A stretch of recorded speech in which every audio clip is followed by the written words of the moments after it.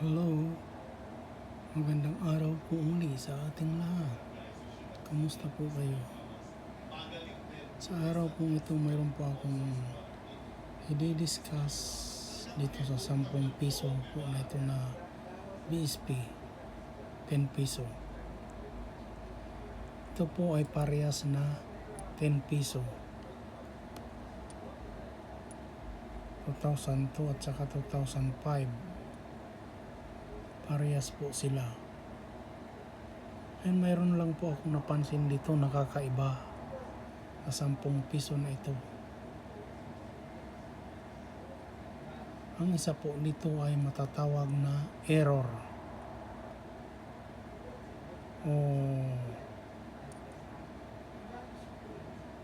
Error po siguro talaga ito. Parang mahirap naman sabihin natin na man-made error ito. Parehas po sila, magkasinlaki. Yan po lang ang naiiba dyan. Yan. Yung isa po malaki at may mga guhit-guhit. Ito pong isa parang sing-sing lang. Ayan.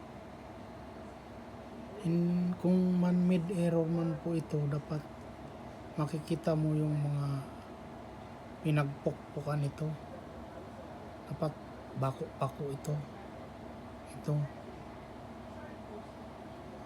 Kaso hindi eh. Pantay-pantay siya. Magandang tingnan. Ayan.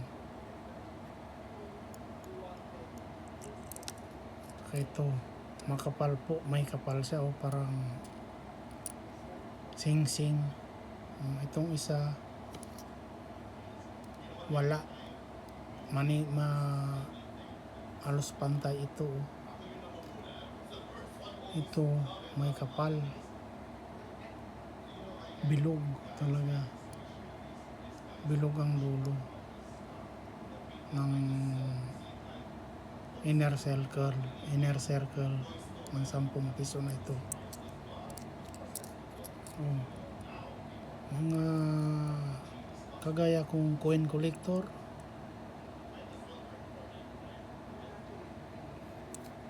comment naman nyo kung talagang man-made error ito o talagang error talaga.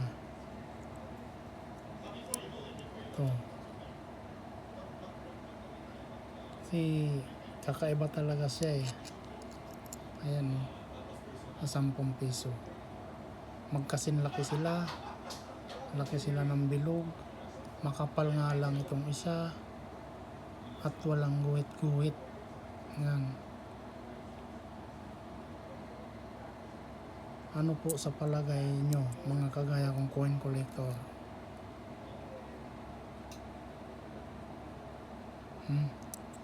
Ganda siya eh. Kung talagang sinadya ito, makikita mo yung mga pagpukpok niyan, uka-uka yan. So hindi eh, maganda talaga.